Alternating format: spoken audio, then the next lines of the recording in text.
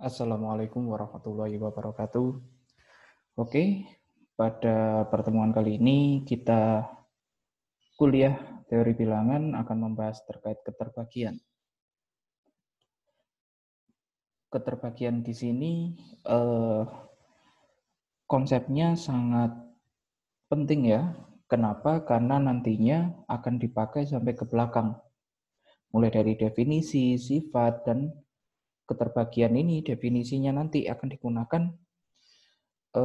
untuk pembuktian di teorema-teorema yang ke belakangnya nanti.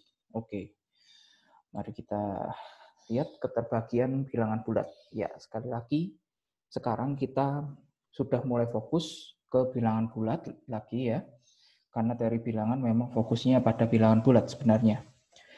Nah, definisi pertama, ini adalah definisi dari habis dibagi atau keterbagian ya. Misalkan P dan Q di sini adalah bilangan bulat dengan P-nya itu tidak sama dengan 0. Oke. Bilangan Q itu habis dibagi oleh P jika ada bilangan bulat X sehingga Q sama dengan PX. Seperti itu. Oke. Jadi untuk notasinya di sini kita akan menggunakan garis tegak ya. Jadi P garis tegak Q itu artinya atau membacanya adalah Q habis dibagi oleh P. Atau bisa juga kalau dari kiri P membagi habis Q. Nah, atau bisa juga karena membagi berarti P merupakan faktor dari Q. Nah, atau kebalikannya juga Q kelipatan dari P. Seperti itu juga boleh. Tapi secara umumnya nanti kita akan menggunakan kalau enggak yang pertama, ya kedua.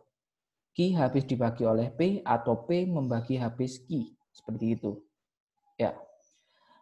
Oke, di sini kan garis tegak saja. Sedangkan ini ada satu notasi lagi, yaitu P garis tegaknya dicoret, kemudian Q. Artinya apa? Ini berarti sebaliknya, yaitu Q tidak habis dibagi oleh P. Dan seterusnya. Dan seterusnya di sini artinya apa? Berarti P tidak membagi habis Q. P bukan faktor dari Q. Q bukan kelipatan dari P. Jadi sebaliknya itu negasinya ya, yang bernilai negatifnya itu. Pernyataan yang bernilai negatif. Oke. Untuk lebih jelasnya terkait definisi ini kita masuk ke contohnya saja supaya ada ilustrasinya. Contohnya 2 membagi habis 10. Kenapa? Karena ada bilangan bulat 5. Nah, sehingga 10 sama dengan 2 kali 5. Seperti itu. Nah, di sini kalau misalkan dari definisi tadi, 2-nya di sini adalah P, 10-nya adalah Q, ya kan? P-nya tidak boleh 0. Oh, sudah terpenuhi, ya kan? Kemudian, apakah P membagi Q? Nah, P akan membagi Q kalau ada bilangan bulat X. Nah, di sini bilangan bulat X-nya adalah 5. Ya kan? Sehingga Q sama dengan P kali X. Q-nya 10, P-nya 2, X-nya 5. Seperti itu. Untuk gambaran secara ilustratifnya. Masuk ke dalam contoh. Nah, sekarang 3 tidak membagi habis 10. Kenapa? Ya, karena tidak ada bilangan bulat X sehingga 10 itu sama dengan 3 kali X. 3 kali berapa sama dengan 10? Tidak ada ya kan? 3 kali 1, 3, 3 kali 2, 6, 3 kali 3, 9, 3 kali 4, sudah 12. Kelewatan. Jadi, karena tidak ada bilangan bulat X yang memenuhi, maka 3 tidak membagi habis 10, atau 10 tidak habis dibagi 3. Oke, berikutnya 3 membagi habis negatif 21. Karena ada bilangan bulat negatif 7. Nah, bilangan bulat boleh positif, boleh negatif. Tidak ada masalah. Oke, ada bilangan bulat negatif 7, sehingga negatif 21 sama dengan 3 kali negatif 7. Oke, dari contoh ini, kita bisa memperoleh suatu catatan, yaitu faktor dari suatu bilangan bulat itu bisa bilangan bulat positif, bisa juga bilangan bulat negatif. Yang pertama, ini adalah yang bilangan bulat positif. Nah, yang ketiga, ini adalah bilangan bulat yang negatif. Seperti itu. Nah, dari catatan ini, kita bisa memperoleh faktor dari 6, itu biasanya kita kan 1, 2, 3, dan 6. Ya kan, faktornya. Nah, dari definisi ini, definisi keterbagian, berarti hal ini faktor dari 6 juga boleh yang negatif. Berarti negatif 1, negatif 2, negatif 3, dan negatif 6 juga termasuk faktor dari 6. Nah, begitu pula dengan 8. Faktor dari 8 itu 1, 2, 4, dan 8. Itu yang positif. Nah, berarti yang negatifnya juga ikut. Negatif 1, negatif 2, negatif 4, dan negatif 8. Oke. Nah, selanjutnya kita akan membahas beberapa sifat dari keterbagian ya. Sifat-sifat keterbagian di sini yang paling sederhana ya. Cukup jelas di sini. 1, membagi habis P untuk setiap P bilangan bulat. Oke. Berapapun P-nya, kalau dibagi 1, ya bisa, ya kan? P habis dibagi oleh 1. Oke. Kalau pakai definisi, berarti 1 membagi habis P, ya kan? Kenapa? Karena ada bilangan bulat X. X-nya siapa? X-nya adalah P itu sendiri. Sehingga P sama dengan 1 kali P. Seperti itu ya. Oke, alasannya seperti itu kalau mau masuk ke pembuktiannya. Tapi karena saya rasa ini cukup jelas, jadi saya lewati aja. Untuk yang kedua, P membagi habis 0. Nah, kalau tadi syaratnya kan P-nya yang nggak boleh 0. Nah, kalau yang dibagi berarti boleh saja, tidak ada masalah. Nah, P membagi 0 untuk setiap P bilangan bulat dengan P-nya tidak 0. Oke. Ya, ini seperti yang sudah kita kenal selama ini, 0 habis dibagi oleh berapapun. 0 pasti bisa dibagi berapapun, dan hasilnya adalah 0. Oke, kemudian yang ketiga, P dibagi habis oleh P itu sendiri. Nah, P habis dibagi oleh P untuk setiap P bilangan bulat di mana P-nya tidak 0. Oke, yang ini cukup jelas juga ya. 1 habis dibagi 1, 2 habis dibagi oleh 2. Ya, jelas dia habis dibagi oleh dirinya sendiri. Kemudian, yang keempat, jika P membagi habis Q, maka salah satu hubungan berikut berlaku. Kalau tidak P kurang dari Q, P sama dengan Q, atau P lebih besar dari Q. Nah, untuk contohnya yang sederhana adalah seperti ini. Kalau misalkan 2 membagi 4, ya betul ya, 2 membagi habis 4. Nah, di sini P-nya 2, Q-nya 4. 2 kurang dari 4. Oke, ini memenuhi yang pertama. Kemudian yang kedua, 2 membagi habis 2. Oke, sifat yang ketiga tadi ya kan, berlaku. Oke, berarti P sama dengan Q. Yang ketiga, 2 membagi habis negatif 4. Nah, ini seperti contoh sebelumnya. Berarti di sini faktornya adalah negatif 2. Oke, X-nya nanti negatif 2 yang dipilih ya. Oke, berarti di sini 2 lebih besar dari negatif 4. Oke, seperti itu. Nah, sekarang kita masuk ke teorema-teorema yang perlu kita buktikan.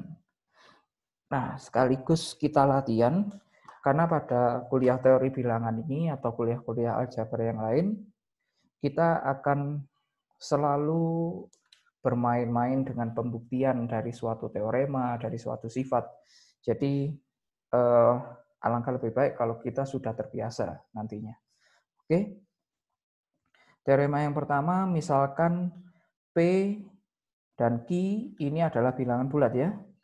Jika P membagi habis Q, maka P membagi habis Q kali R untuk setiap R bilangan bulat. Oke, untuk setiap bilangan bulat R. Nah, buktinya di sini kan bentuknya kalau misalkan bagi yang sedang mengambil logika dan himpunan, di sini kan dia pernyataannya adalah implikasi ya. Dulu juga sudah pernah SMA disinggung sedikit logika matematika ya, implikasi P maka Q. Nah, di sini kalau pada pembuktian kita akan selalu berangkat dari apa yang diketahui, yaitu P membagi habis Q. Kemudian yang akan kita buktikan adalah P membagi habis Q kali R. Nah, seperti itu. Oke, nah berangkat dari yang diketahui. Karena P membagi habis Q, maka berdasarkan definisi ada X anggota bilangan bulat, himpunan bilangan bulat ya. Sehingga Q sama dengan PX. Oke. Dari informasi yang ada, kita akan mengolahnya supaya memperoleh hasil yang kita inginkan. Hasil yang kita inginkan apa? Dari sini, ini kan hasil yang kita inginkan. Kalau berdasarkan definisi, berarti kita mau menunjukkan bahwa nantinya Q kali R di sini itu sama dengan P dikalikan sesuatu. Kita nggak tahu apa. Gitu. Ada nggak Y anggota Z sehingga Q kali R sama dengan PY. Oke, itu goalnya. Nah, kita berangkatnya dari yang diketahui modalnya. Oke. Dari persamaan ini, kalikan kedua ruas pada persamaan Q sama dengan PX dengan R. Sehingga kita akan peroleh ruas kirinya jadi QR, ruas kanannya PX dikalikan R. Kemudian, ruas kirinya tetap, ruas kanannya jadi kurungnya pindah, ya kan?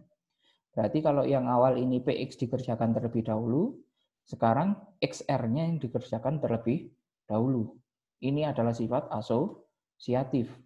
Yang dikerjakan depan terlebih dahulu atau belakang terlebih dahulu, hasilnya akan sama. Oke. Karena X dan R ini bilangan bulat, maka X kali R juga bilangan bulat. Oke, ini adalah sifat tertutup ya, kalau kemarin masih ingat. Oke, akibatnya ada Y, ya, Y-nya adalah X kali R yang tadi, ya kan? Dia bilangan bulat, sehingga QR, kita tahu QR-nya kan sama dengan P kali XR. Nah, XR-nya kita ganti menjadi Y. Nah, Y-nya bilangan bulat di sini. Oke, karena ada Y bilangan bulat sehingga QR sama dengan PY, maka terbukti bahwa P membagi habis QR. Seperti itu. Oke, selanjutnya teorema kedua. Misalkan P, Q, dan R itu adalah bilangan bulat. Jika P membagi habis Q dan Q membagi habis R, maka P membagi habis R. Oke, di sini kita punya dua modal. Oke, dua hal yang diketahui, yaitu P membagi habis Q dan Q membagi habis R. Oke, kita artikan menggunakan definisi terlebih dahulu. Kita jabarkan. P membagi habis Q, artinya apa? Artinya ada X bilangan bulat, sehingga Q sama dengan PX. Kemudian, Q membagi habis R, maka ada bilangan bulat yang lain, jangan pakai X lagi. kita misalkan pakai Y. Bebas sebenarnya. Kalian boleh pilih Z, boleh Y, boleh A, B, C, dan lain sebagainya, asalkan tidak ada variabel yang bertumpuk. Tidak ada variabel yang menyebabkan kerancuan nantinya. Nah, di sini saya pilih Y, supaya tadi kan X sudah dipakai, sekarang pakai Y. Oke, sehingga R sama dengan Q kali Y. Nah, perhatikan bahwa di sini kita olah informasi yang ada untuk memperoleh tujuan yang ingin kita capai, yaitu P membagi habis R, yaitu R sama dengan P dikalikan sesuatu. Seperti itu ya. Oke, jadi R sama dengan Q kali Y. Oke, dari yang diketahui. Kemudian berarti R sama dengan PX kali Y. Kenapa? Karena Q-nya tadi sama dengan PX. Oke, berarti bagian Q kita ganti menjadi PX. PX kali Y. Nah, kemudian kalau sudah seperti tadi, kita pakai sifat asosiatif. Di mana tadi awalnya kurungnya di PX, pindah menjadi di XY. Nah, R sama dengan P dikalikan XY. Nah, karena X dan Y anggota bilangan bulat, maka X kali Y juga bilangan bulat.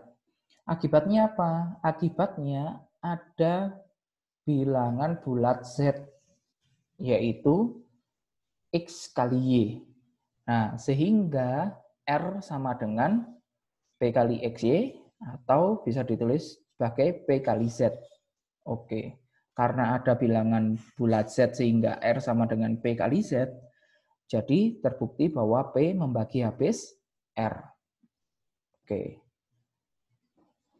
Ya, di sini kita benar-benar dilatih untuk terbiasa dengan pembuktiannya ya. Nanti di belakang juga ada latihan soal.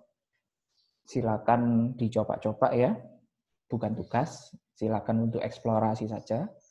Nah, selanjutnya di sini teorema berikutnya, misalkan P dan Q adalah bilangan bulat. Jika P membagi habis Q dan Q membagi habis P, maka P sama dengan Q atau P sama dengan negatif Q. Oke, di sini kita juga punya dua modal, yaitu P membagi habis Q dan Q membagi habis P.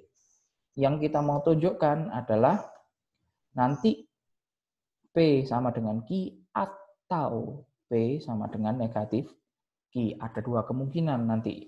Oke. Yang pertama selalu kita jabarkan apa yang kita punya, yaitu P membagi habis Q artinya ada bilangan bulat X sehingga Q sama dengan PX. Kemudian satunya Q membagi habis P, maka pakai yang lain selain X yaitu Y. Ada bilangan bulat Y sehingga P sama dengan Q kali Y. Nah, berangkat dari salah satu, boleh dari P-nya, boleh dari Q-nya. Kalau saya berangkat dari P-nya. P sama dengan QY. Nah, kemudian Q-nya saya substitusikan PX. Karena Q sama dengan PX. Tadi diketahui ya. Nah, berarti P sama dengan PX kali Y. Kemudian berdasarkan sifat asosiatif, kita akan peroleh P sama dengan P dikalikan XY.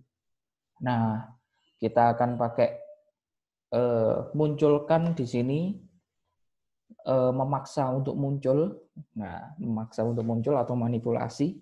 Tapi di sini juga sifatnya itu sendiri yaitu P dikalikan 1 sama dengan P dikalikan XY.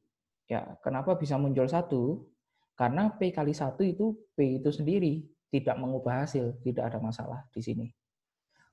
Oke, jadi kemudian kenapa 1 ini muncul? Karena kita akan melakukan yang namanya kanselasi. Atau bahasanya waktu SMA dulu coret-mencoret gitu ya. Karena di bilangan bulat hukum kanselasi ini diperbolehkan atau berlaku, maka tinggal kita coret P-nya gitu ya. Jadi kita akan peroleh 1 sama dengan X dikalikan Y. Karena X dan Y bilangan bulat, dan X kali Y sama dengan 1, maka kemungkinannya ada 2, yaitu X dan Y-nya bernilai 1, atau X dan Y-nya bernilai negatif 1. Karena kemungkinannya 1 kali 1 atau min 1 kali min 1. Itu sama-sama hasilnya adalah 1. Nah, dari sini akibatnya apa? Akibatnya, jika Y-nya sama dengan 1, maka diperoleh P, tadi kan Q kali Y. Oke, Q dikalikan 1, Y-nya 1 ya. Berarti Q kali 1 itu adalah Q itu sendiri.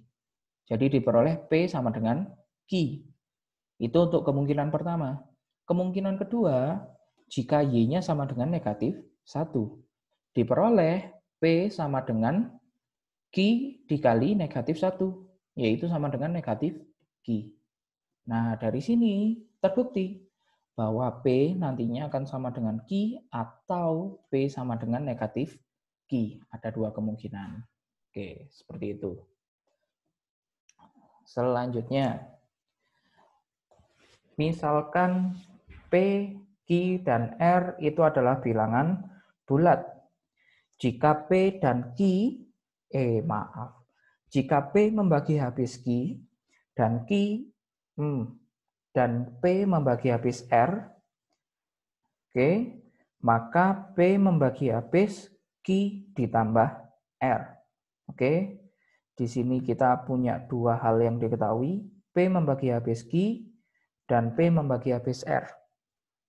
Oke, kita jabarkan sesuai dengan definisi.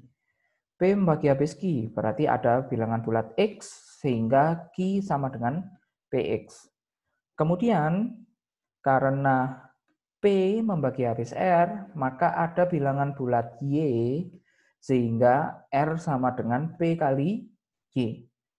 Kemudian perhatikan bahwa kalau misalkan Q dan R saya jumlahkan, berarti Q tadi PX, R tadi PY, berarti Q tambah R itu PX ditambah PY. Nah, dari sini ruas kirinya tetap, ruas kanannya P-nya keluar. Nah, P-nya keluar jadi P dikalikan X ditambah Y. Ini namanya sifat distributif. Oke. Karena X dan Y bilangan bulat, maka X ditambah Y juga bilangan bulat.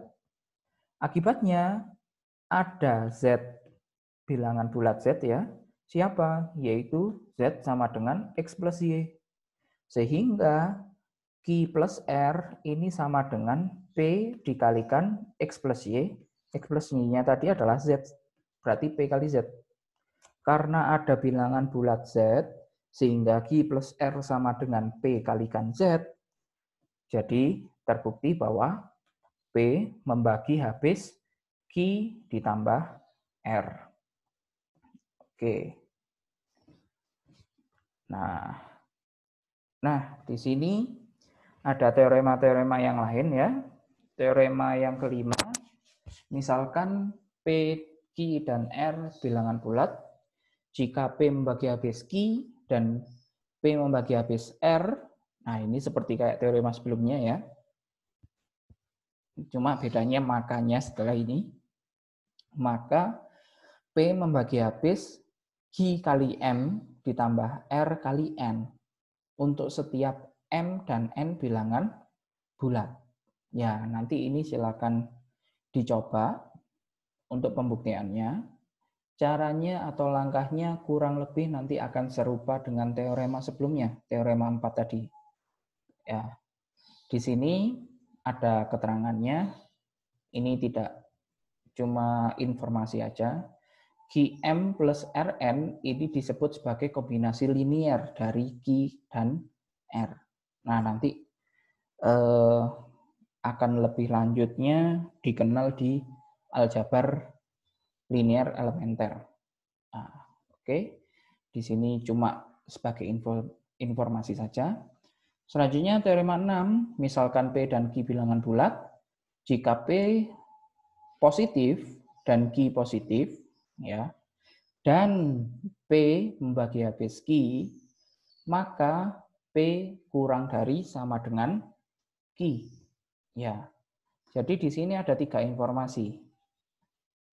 P-nya positif, Q-nya positif, dan P membagi habis Q. Nah, kita ingin menunjukkan bahwa P kurang dari sama dengan Q. Nanti silakan dicoba. Idenya adalah jabarkan P membagi habis Q terlebih dahulu. Jadi ada X, sehingga Q sama dengan PX. Kemudian karena P positif, Q positif, maka X-nya juga positif. Seperti itu. Karena X positif, berarti X-nya itu lebih besar sama dengan 1. Ya kan?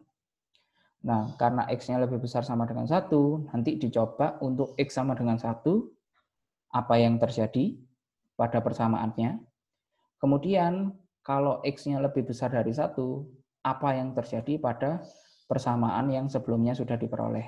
Seperti itu. Yang Q sama dengan PX tadi. Nanti bisa diperoleh P kurang dari sama dengan Q.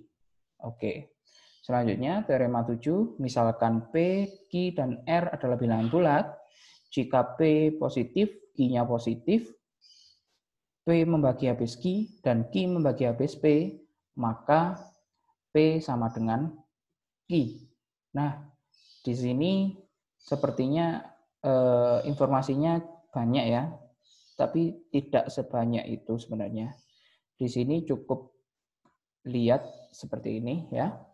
Tadi kita sudah membahas untuk yang P membagi habis Q dan Q membagi habis P, maka diperoleh yang P sama dengan Q atau P sama dengan negatif Q. Nah, sekarang kita punya informasi tambahan yaitu P-nya positif, Q-nya positif. Nah, nanti dicoba, silakan dicoba.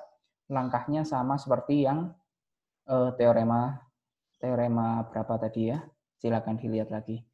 Kemudian teorema berikutnya, misalkan P dan Q bilangan bulat, jika P membagi habis Q, maka NP membagi habis NQ untuk setiap N bilangan bulat, di mana N-nya tidak 0. Ya, yang ini cukup dijabarkan saja, ini dijabarkan, nanti tinggal dikalikan dengan N sepertinya. Ya, nanti yang penting adalah mencoba untuk menulis pembuktiannya. Karena kalau tidak terbiasa untuk menulis pembuktiannya, walaupun tahu idenya, itu nanti juga akan ada kendala. Karena di sini kita belajar untuk menulis. Ya, silakan dicoba. Ini ada 4 teorema untuk diajak bermain ya. Kalau kurang nanti bisa hubungi saya. Oke, sementara itu dulu. Nanti yang selanjutnya adalah algoritma pembagian akan saya siapkan sesegera mungkin ya. Oke, saya akhiri. Terima kasih. Assalamualaikum warahmatullahi wabarakatuh.